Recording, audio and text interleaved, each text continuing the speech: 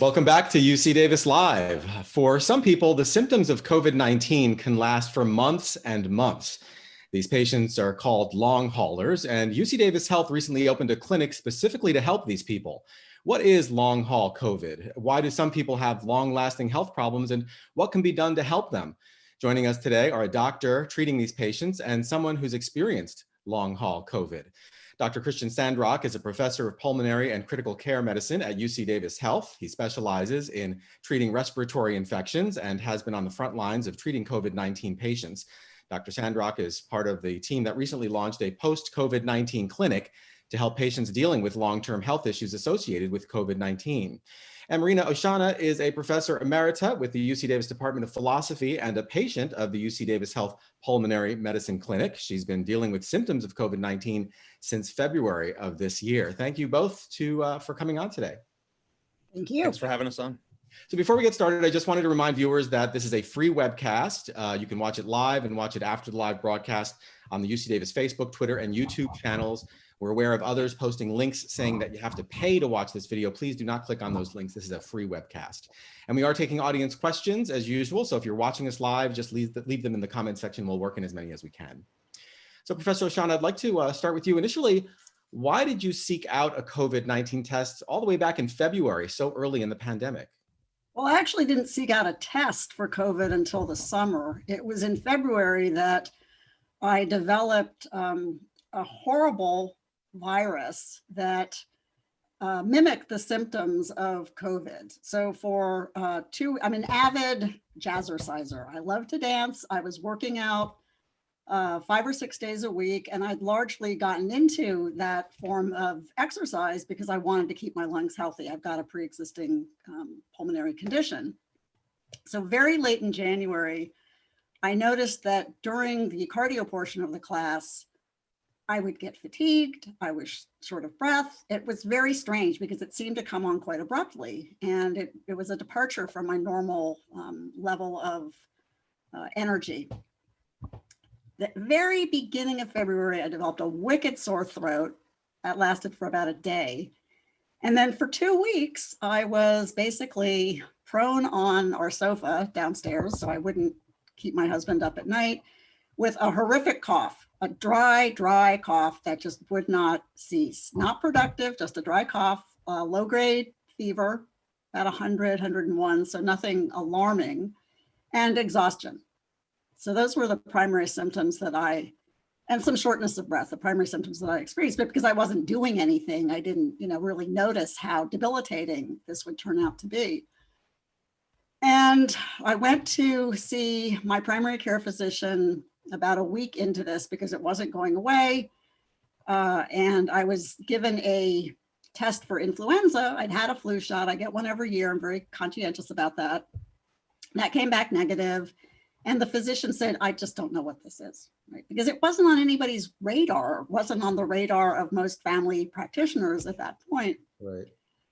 So eventually, the cough went away. I got back to normal, except things were not normal. I remained short of breath and my energy levels had declined.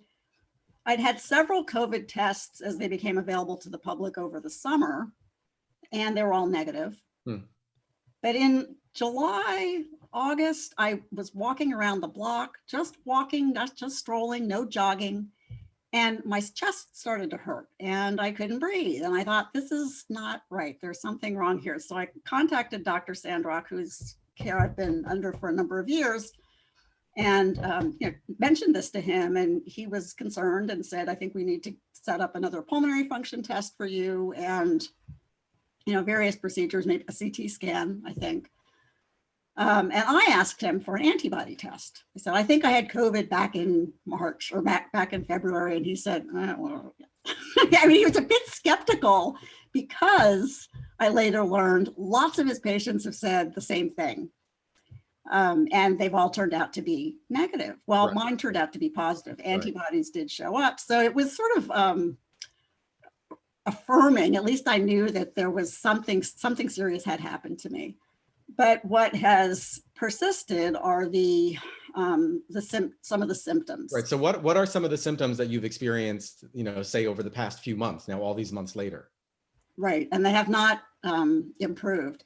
So definitely my oxygen absorption or saturation rates have gone down. I've been keeping track of, with one of those little pulse oximeters devices that you can pick up at CVS or so my oxygen absorption is below normal or desirable ranges. That's usually fluctuates, let's say standard between 88 and 92%. If it's a good day and I'm in Davis, I can get up to 97%, which I consider great, not maybe even 98, but as a rule, the oxygen absorption rates have declined.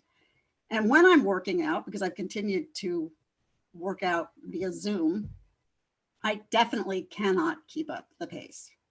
I just get out of breath almost immediately, even when we're doing our warm-up exercises. I feel as if there's a blockage, some sort of obstruction in my chest. I don't start panting, but my breathing, my pulmonary capacity has been compromised, seriously compromised.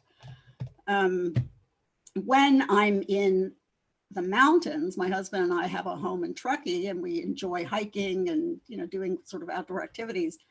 Then my oxygen absorption rate or saturation rate, Dr. Sandrock will know the proper terminology for this, but it really plummets.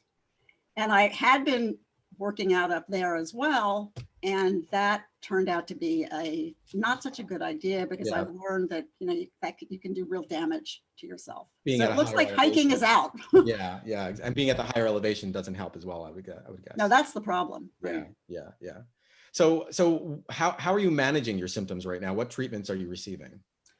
Well, I'm on an inhaler. I don't know if that's made a difference. It's a Wixella. I think is that how you pronounce it? Twice a day, an aerosol inhaler. And that's about it. I continue to work out. I think it's really important to keep my lungs healthy and as healthy as possible. Exercise as much as I can. I am vigilant about what I consume. I don't engage in recreational drugs or anything that would, compromise my health. Right. So that's really about it. I've had a number of tests done and they show some decline in function, but so that's it. Yeah. So just as a reminder to our audience, we are taking questions. So if you're watching us live, just leave them in the comments section and we'll work in as many as we can. Dr. Sandrock, how typical is Marina's case? And what other kinds of symptoms are you seeing in long haul patients? Yeah, it's both typical and atypical. I think her presentation, back in February where, infection with SARS-CoV-2 or COVID was not on all of our radars, as she mentioned, we still were seeing a lot more influenza and non-influenza based viruses that were not, obviously SARS-CoV-2. So, most people back then when we tested them were negative. The first public case that sort of came out, which was one of the first ones reported here at Davis, was late in February. But we know now historically that, the disease was spreading, particularly in New York and throughout Europe. So at least, what should have been on our radar then or what wasn't on our radar should have been. And we certainly know that. So, her presentation back then was very typical: cough, shortness of breath, chest pain, extreme fatigue. And then as those symptoms progressed over the spring and summer, most notably chest pain and shortness of breath, that's probably the most common presentation. And what we're seeing is sort of a group of three types of patients. They may have all three ingredients, so to speak, or symptoms.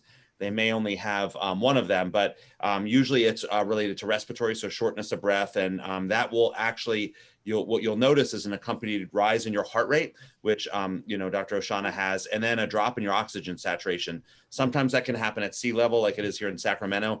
I've had a few patients, they make it as far as Auburn or, a little bit past that, so about 2,000 feet, and they're already at a low level.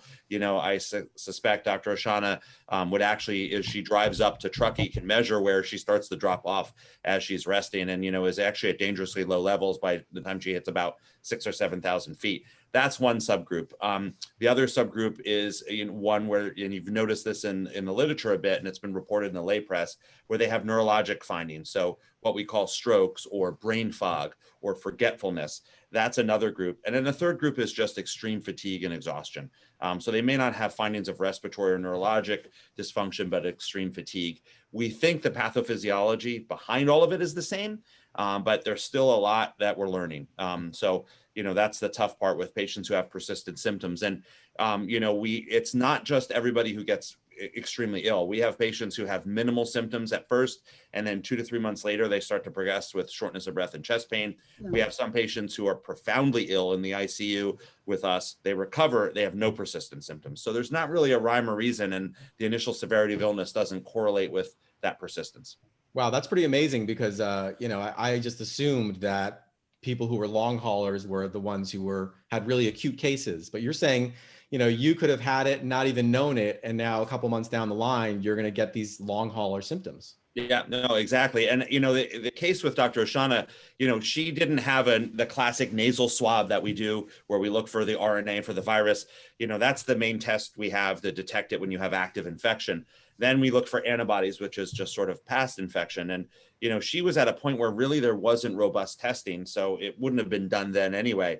Her symptoms were so classic. And then when we looked and saw that, her test findings, most notably on pulmonary function tests, her ability to sort of process and take in oxygen had declined in a rapid way. Her classic findings of chest pain, inability to exercise, that's where it sort of came on our radar that, hey, she did have these symptoms, albeit very early on, but, back in February, we should probably just check. And of all my patients, actually, she's one of the few that's been positive. We get a whole handful of patients like this, and that's kind of the big first step in determining someone that has a post-COVID syndrome, or what we like to call a long hauler, is did they really even have the infection? Because so many other things can mimic it. So if they've had a prior, nasal swab that was positive, sure, that's great. If not, we need to get antibodies. If both of those are negative, it probably actually isn't, what we would call a post-COVID syndrome. It's probably something else. And then that way we can expand out our analysis and treatment. And just to be clear, so her initial tests in July were negative, the swab tests, because the virus at that point had already cleared her body, right? Correct. So the only way you knew that she had it was through the antibody test, which showed that her body responded to it. The immune system responded to it, right? Correct. So when you're in this long haul phase of it, you're not at risk of like nobody can get it from you at that point because your body has cleared the actual virus. You just have the symptoms that are lingering. Yeah, so that's a great question. The general answer is yes. But at what point do you transition over from being, contagious or infectious to non-infectious as your symptoms persist? And that's always an open debate. The difficulty with the nasal swabs is they're just so sensitive. So you can detect just a small amount of virus, but at that point you may not be contagious. So that, by using a nasal swab, you may be, for lack of a better term, overcalling it. It's somewhere around 30 to 45 days where that ability to be infectious sort of wanes off. It can be as early as 2 weeks, but we do have patients where it's, 30, 45 days, even 60 days, that nasal swab is positive when we're detecting virus. And it's just hard to know, necessarily how infectious they are. We do use what's called cycle times in the PCR. So how many times we have to run a cycle to detect the virus. The more cycles we run, the less virus that's present, and somewhere around 30, 35 cycles, that's where you're probably not contagious anymore. Again, this is not FDA, it's not approved stuff. We just kind of look and make our best guesses. But, obviously patients who are symptomatic for 4 months, are they contagious for all months? 4 months, probably not. When are they not contagious? Great question, because all the CDC guidance basically says when you can come out of your isolation is based on 3 days of no symptoms and at least 7 days from the first onset. But what do you do for people who have symptoms for weeks, right? And that's where you have to sort of make that call, which is hard. Do you have any sense of what percentage of people who contract the virus end up, with this post-COVID long hauler situation? Great question, and not at all. So we actually, this was just a meeting I came for before this, where we were trying to identify the number of our COVID patients who have persistent symptoms, and mining our electronic medical records to find that data. We have no idea. It's very difficult, and even just coding and tracking patients and knowing where they are and how many people are positive, we don't really have a good sense. Some of the literature is in some cohorts are reporting, upwards of 20% have persistent symptoms, but really we don't have a good sense yet, and that's going to be down the road. We'll get some more data as this progresses. Right. We do have a viewer question. Valerie from Facebook is asking, how long are post-COVID-19 symptoms expected to last? I recovered from COVID-19 on September 2nd, but I am still experiencing extreme fatigue, chills, insomnia, blurry nighttime vision, heightened sensitivity to unhealthy air quality, etc. Yeah. So, for Valerie, that's a great question. I actually, unfortunately, I don't know. And everybody's a little bit different. So, in the case with Dr. Oshana, here she is now. What is this now? About 9 months since February, right? My math is terrible when I'm. No, it's exactly 9 months. Yeah. Right. But, here we are 9 months from this, and she still has symptoms. So, and we've noticed that symptom length is very variable, but she's a nice example of someone early on in the pandemic contracts disease and is still symptomatic. So unfortunately, I don't have an answer, and that's where our worry is as healthcare providers, is how much of this is permanent, how much of this is temporary. And unfortunately, we don't have an answer. That's why, when we hear people walk around and say, well, this is like the flu, it's not a big deal, I just got it and who cares? Well, there's this whole sort of post-COVID syndrome that can come up and persist for, we don't know how long. Right. And that's the concern we have. And there's just a lot we don't know about these viruses still. Yeah, if I could just pick up on this point, unless you have another viewer question you'd like to get to, I'd like to add a cautionary note against complacency. So I was quite fortunate. I did not end up hospitalized. I was not on a ventilator. I'm up and walking.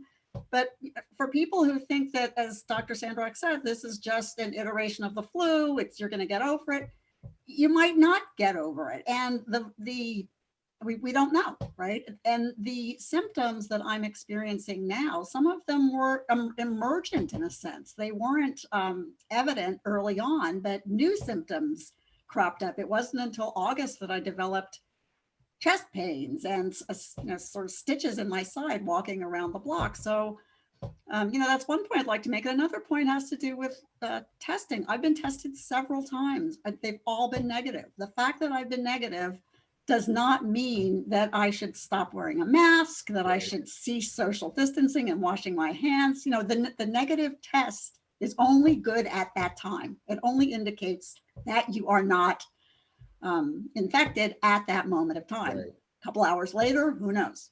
Right, exactly. Diana from Facebook is asking, what is known about the cause of the lasting neurological symptoms caused by COVID-19? Is there anything that can be done to lessen these symptoms? Yeah, great. Also a great question.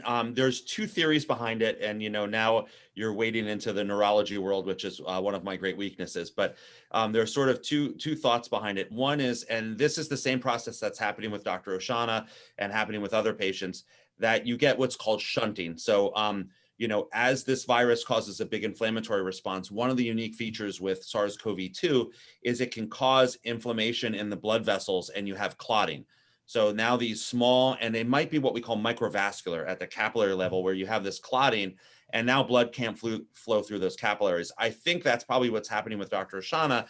And, it's not flowing to areas of her lung and she can't exchange oxygen.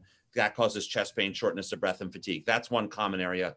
We think that may be happening on a neurologic scale as well. So obviously the brain, like the lung, is a very vascular organ, and there's tons of blood vessels. And at a small microvascular level, there's not quite the blood flow we need, and it may be shunted away from critical cells. And that's why you get a brain fog or thinking and so forth.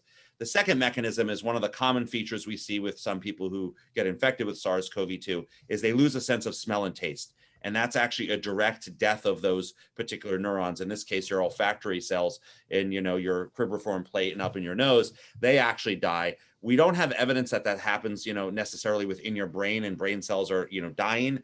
But there are two sort of processes that happen, and probably the two of those together will actually hinder things and lead to this sort of brain fog and fatigue, mental fatigue, loss of some certain sensation, intolerability to light in the environment, and migraines and so forth. So really probably those two processes. Right. And just to be clear, SARS-CoV-2 is the official name of the COVID-19 virus. It's the same thing. Yeah, correct. Yeah, we get a little anal about it. SARS-CoV-2 is the virus. If we do the test, it's not a COVID test. It's a test for SARS-CoV-2. Right. COVID's the actual disease. So yeah, we get a little technical. So sorry. No, that's good. It's good to be accurate and precise. So I wonder, I feel like we might need to brace for a tidal wave of these post-COVID cases, because a lot of people may have had the virus and didn't know it, but still can suffer from this post-COVID syndrome.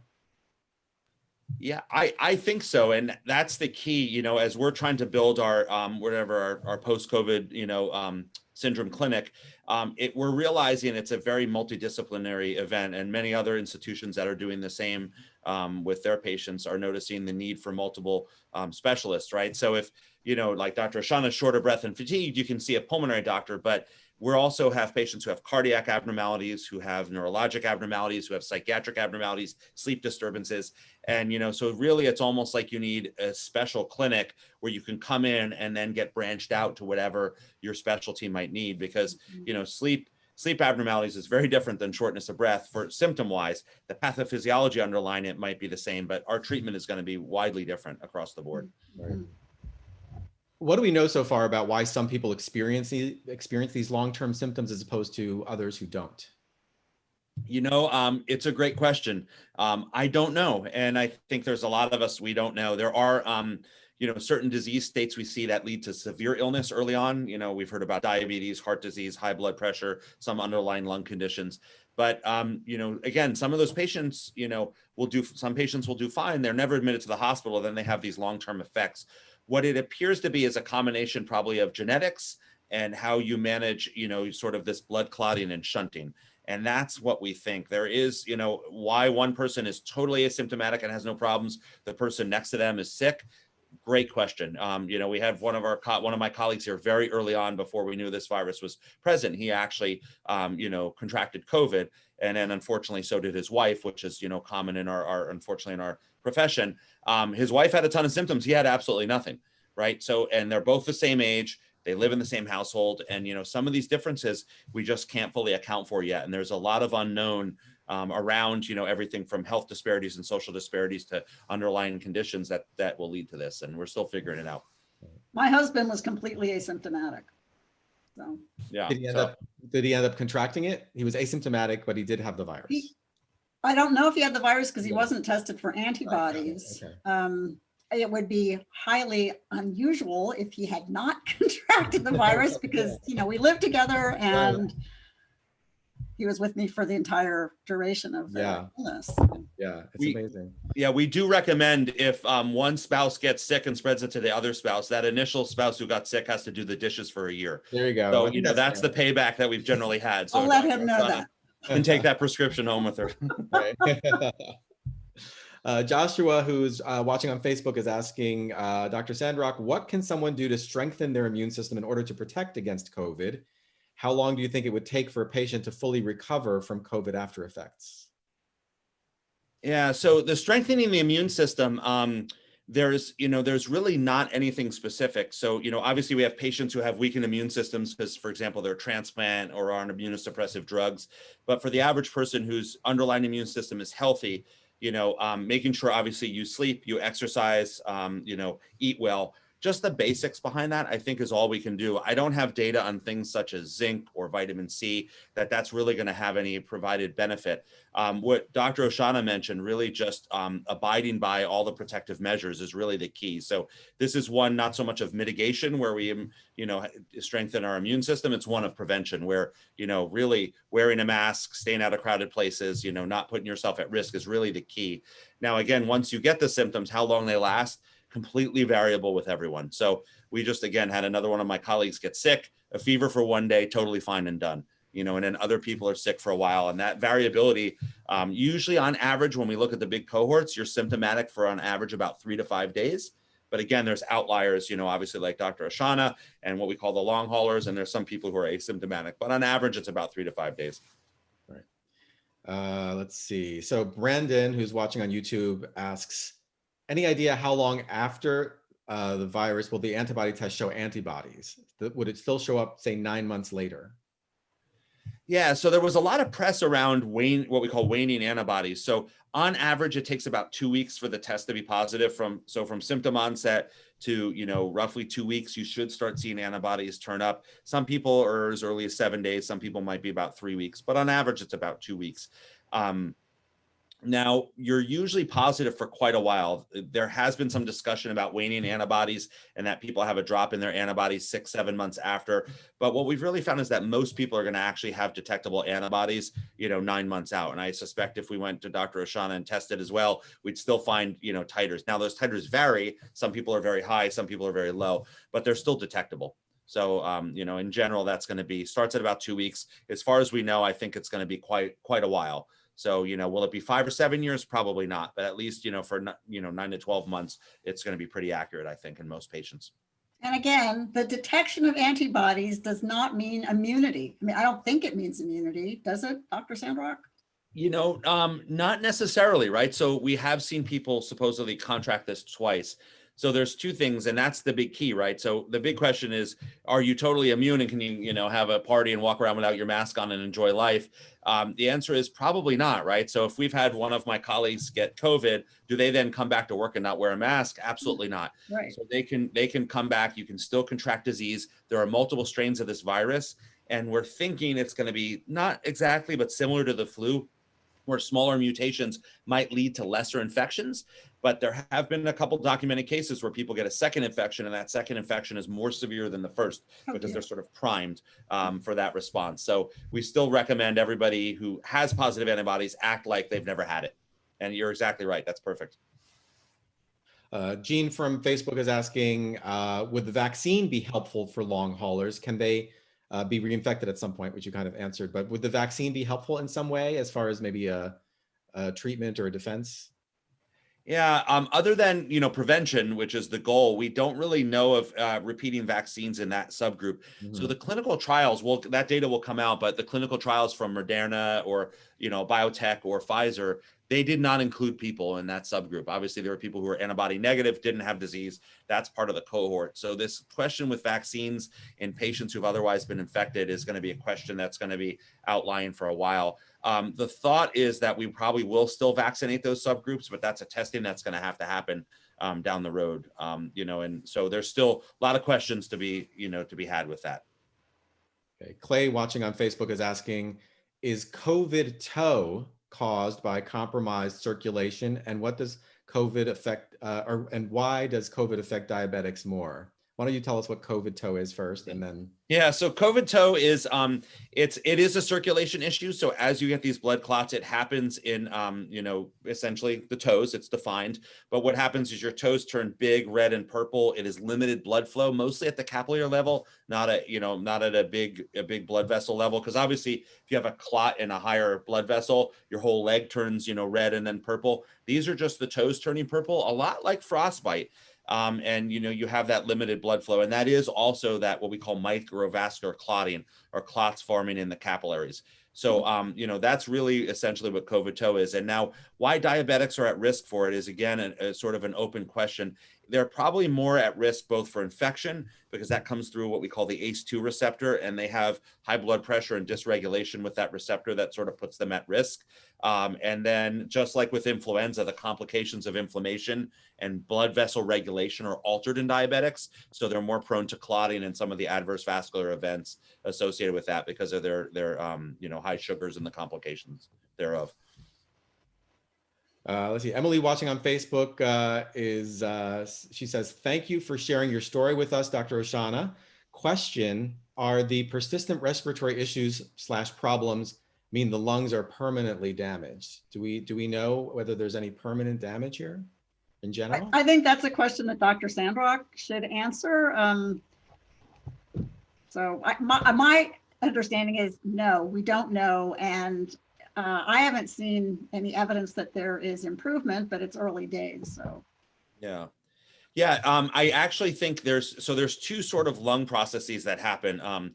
The one that Dr. Oshana didn't have, thankfully, is you get an acute infection. It affects your lungs. That's what we call ARDS, acute respiratory distress syndrome. It's what we call fibroproliferative. So there's extensive scarring. That's generally what kills most people in that 2 to 3 week period after they have infection. That usually starts roughly around day 8 of infection or so. So that's why we always say, hey, you have that fever early on. and then you feel a little better, and then we're always worried by between days 7 and 10 what's going to happen with our patients. That's sort of the fibroproliferative stage. That leads to lots of scarring in the lungs. We are seeing that patients with this are recovering slowly, but they still have deficits. When we look at fibroproliferative disease in influenza and others, some patients recover near fully, some unfortunately will have persistence. Then there's what Dr. Oshana had, which she didn't have that, but she obviously has other parts affecting her lung, probably what we would call microvascular disease, even though all of our tests didn't show that. She probably has it at a small level. That is causing some deficit in the ability of oxygen to cross, over through the air sacs into the bloodstream. And it's a great question whether that's permanent. I think it probably won't be. And that's my bias. But again, this far out, we don't have evidence. We have some evidence of reversal in some people. We have persistence in others. So, but I think in most people, there'll be some resolution. But the question is how long? And, is there any treatments that will speed it up, which is we don't really have great options at the moment. Right. So that was what I was going to ask you that next. So what can you do to help people with these long haul symptoms? Yeah. Great question, right? So we don't, obviously specific things such as sleep disorders, if they've had a stroke or big clots, we thin out the blood. But usually we've detected a large clot, or we measure blood inflammation. And if the inflammation is at a certain level, that will actually, prompt us to treat them with blood thinners. And we've noticed in some of our patients who have low oxygen levels, they might walk 10 feet, their heart rate goes up to 130, that as we thin out their blood, those get better. But they have markers of moderately severe inflammation prior to treatment. We have patients who have no markers of inflammation, but they're like Dr. Oshana, where they're still short of breath and their oxygen level's low. So then do you treat them with anticoagulation and put them at risk of the complications of anticoagulation? Or do you just wait and see because they're able to sort of do okay, without much oxygen support, and they can limit their activity? And that's the $1 million question. So on a lot of our listservs with a lot of the experts around the country that we're talking to, there's a lot of divergence on how to manage this with no consensus. So there's really, at this moment, we don't have a great opportunity or option for treatment, other than if we know you have a lot of inflammation in the clot, we're going to, thin out your blood or put you on an aspirin if you've had a stroke and so forth. But it still goes back to Professor Shana's point of don't be complacent, Right. kind of like, because the worse it gets, the harder it is to come back from it. Correct. Right? Yeah, she said it perfectly. Good Yep. point. Yeah. Is this similar to any other disease, like maybe chronic fatigue syndrome or anything like that? That's a great question. The chronic fatigue, which has multiple different newer names now, but there is a component of excessive fatigue with this virus that may overlap.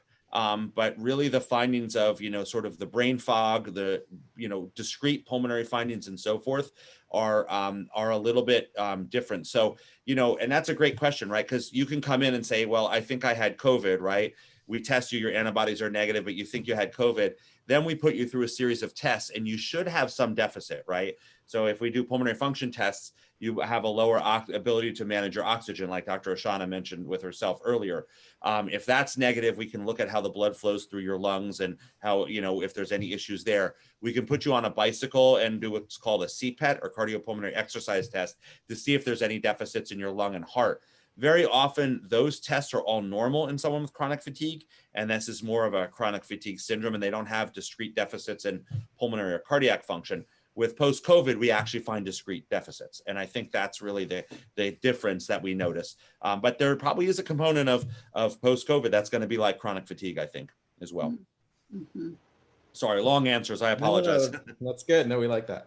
Let's see. Joan, who's watching on YouTube, asks, is the loss of taste and smell that accompanies the virus infection permanent for long haulers?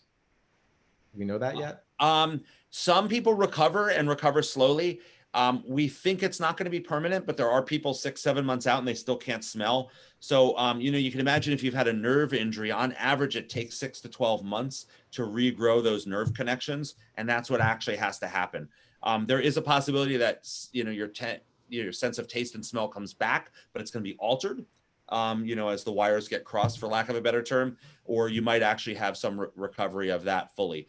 And that part is hard. I will say in the healthcare world, it's made us completely nuts, but we work so much, we're doing night shifts. So to have fatigue, body aches, lethargy. That's just part of our job. Right. And we all joke about it because we have our masks on and we might, have a piece of gum or we smell our own bad breath. And we're like, well, I can smell my own bad breath. At least I don't have COVID right now. We can keep working. Right. So we joke about it, but that is one of the hallmarks. And that loss of sense of smell is a very common reason people get tested. And if you lose your sense of taste and smell, definitely get tested, because that is a classic hallmark unique to this virus. Xenia is asking, for those of us seeing GPs who have little experience with long haul, what recommendations do you have for self-care to try and get better, or maybe things to watch for, et cetera? That's a good question. I would say two things. One is, I think the story Dr. Oshana tells is really a good classic story. So as you resume your daily activities of life, whether it's riding your bike, exercising, just walking, doing your job, if you notice those deficits that may be associated with, your COVID infection, just like Dr. Oshana saw, I think that's a clue to be seen. If your GP is not familiar with it, I would refer, that's why we're here. And that's why specialists are here. You might not be part of the UC Davis health system. You might be part of another one, whether it's Kaiser, Sutter, or another part of the country. But that's a reason to be seen by a specialist, whether it's pulmonary or ID or cardiology, to really look and see what those are, because again, the treatments are not amazing at this point, but there are small treatments we can do, particularly things like anticoagulation, aspirin, certain exercise and rehab, optimizing sleep. We certainly don't want any brain dysfunction at all. So getting those checked out, I think, is important. That's a big reason for a referral away from the GP if they don't feel comfortable with that, which is totally fine. We're struggling with it and we're the specialists. So I don't expect. Are there resources for general practitioners to find the latest or, the best practices on this front? Yeah, there are for COVID, but this post-COVID is sort of evolving. Right. There are, some resources, whether it's, using common places like Medscape or Up to Date, which many of us use, or using some of the societal information, whether it's, the IDSA, Infectious Disease Society of America, Society for Critical Care Medicine. Each society has some of their data. And I think, the general practice docs have their own as well.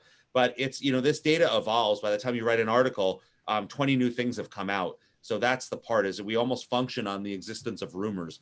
Hey, I heard some guy did this in New York, and then everybody gets all excited. Right. That's dangerous, but it's also at the same time, that's kind of how things emerge. So that's why seeking second opinions, going to specialists, people who see this a lot, sometimes are key. But the key for a patient is if, just like Dr. Oshana, they have ongoing symptoms, that's the trigger to see someone. If you had the infection, but you feel great, I probably wouldn't push for that per se yet, unless you have some persistent symptoms. Right. Just in general, be attentive to your well-being, to your health, and notice things that are out of sync with how you tend to feel. And don't interpret every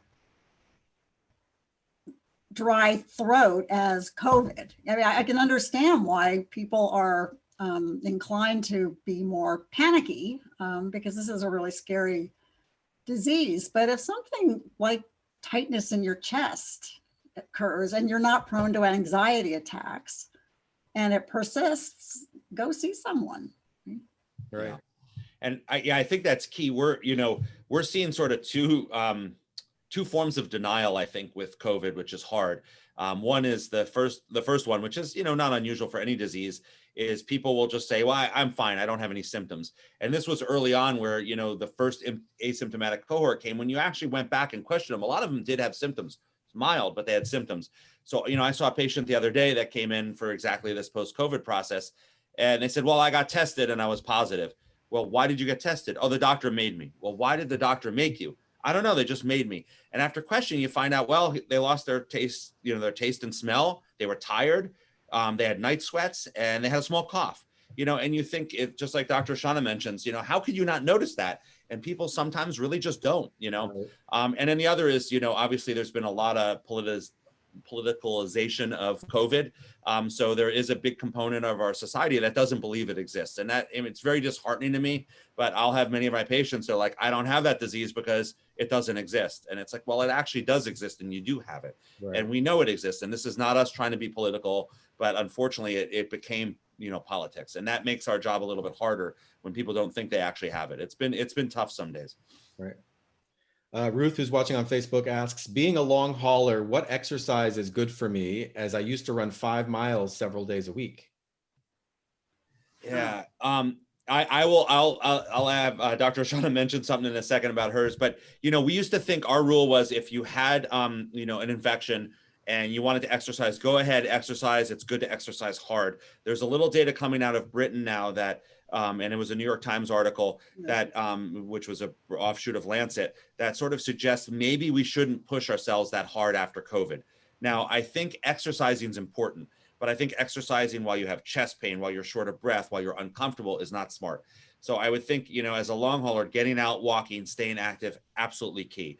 So, don't be bedbound and on the couch as long as you're feeling okay. I mean, if you're getting up and you can't walk to the kitchen, you have chest pain, you need to be seen. But if you can do some basic stuff and not push yourself to the point where your oxygen levels are too low, I think that's the limit. But I'll let Dr. Oshana comment because she personally experienced it. So but no, I think that's absolutely right. I think that one thing that's difficult is that we have to learn to be, to dial back our expectations and recognize and accept that we might not be able to run that 5 miles, and I might not be able to achieve the same working heart rate that I did when I was, doing my cardio exercise. I just can't do that anymore. And it's frustrating, but it's also humbling, maybe take it as a lesson in humility.